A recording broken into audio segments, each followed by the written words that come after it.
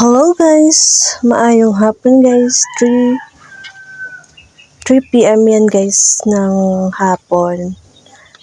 Nagpunta kami kina Ate Adsal dahil po nagaya sa Ate Adsal nga kukuha daw kami ng pili, kaya guys, yan.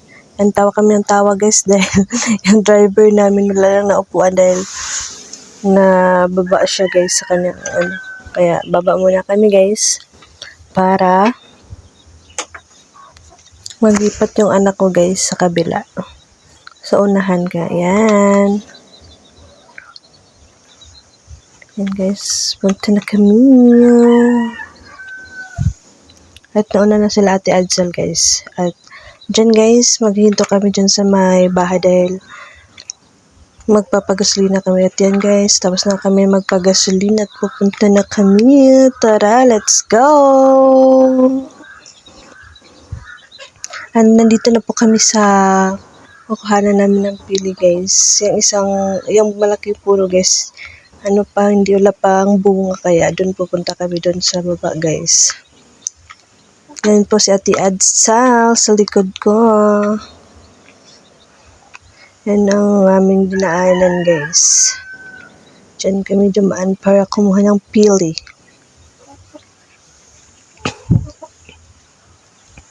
Yan guys, yan kasama ko si Ate Lagtek, si Kathleen at yung isa kong anak, ang nag-iisa kong anak, si Renzel, at dun sa Ate Adsal sa likod ko guys. Yan ang ganda ng view guys, diba?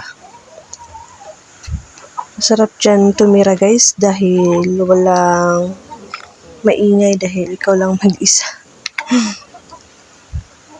Guys, doon kami papunta sa baba guys. Sorry sa aking video dahil napakalikot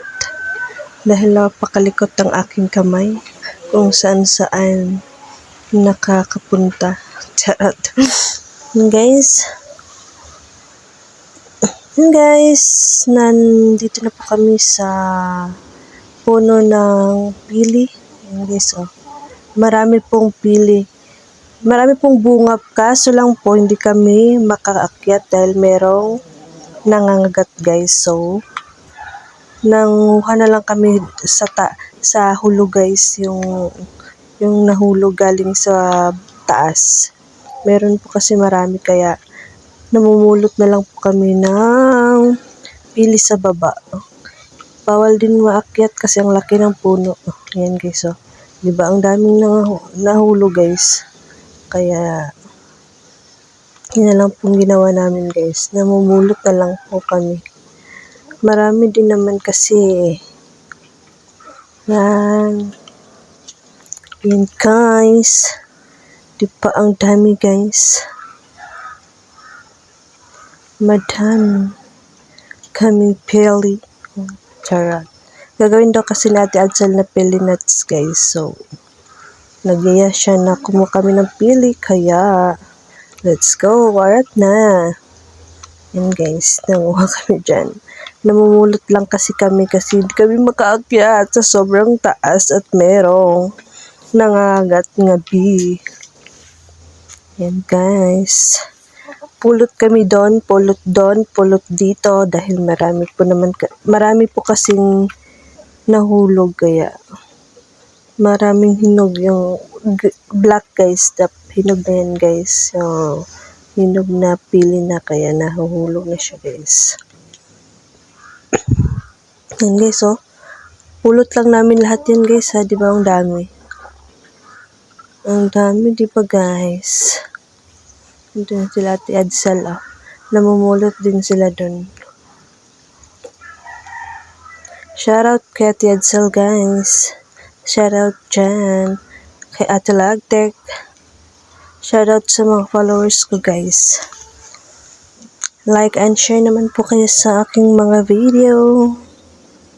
Subscribe yan sa YouTube channel ko guys. Jelena Abrios number 02. Subscribe niyo ako guys.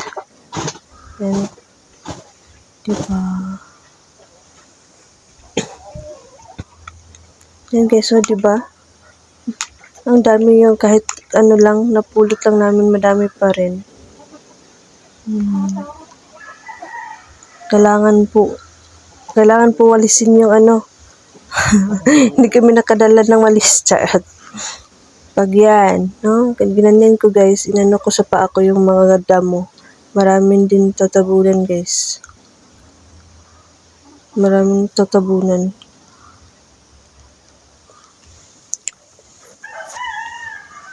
Maraming natatabunan guys. So, no, di ba? Dahil madaming damo kaya natatabunan yung mga nahulog guys. Kaya, yun. Ganito po kami sa bukid, sa probinsya, pag anong naiisip. Halata, let's go agad. Para, madali lang naman dito guys eh. Hindi mahirap dito guys. Mahirap dito pag kayo matamad. Tamad kayo sa gawain, kaya talagang maghihirap kayo. Pero ano lang yung naiisip niya na pwedeng kainin, talagang makakain nyo guys, dahil nagtsatsaga kayo kung anong gusto nyo. Kaya dito kami guys, kahit wala kaming mga puno, nakakain din namin. Kasi nangingi naman kami. Kung gusto niyo yung peli, magtanim kayo. Yan guys, yung anak ko, kala niya kaya niya sungkitin yung bunga, yung layo-layo naman. Hindi ko nga abot eh. And guys, dito na po kami sa kabila na guys, puno. Meron din dito, ang laki din pero meron din ng agat guys.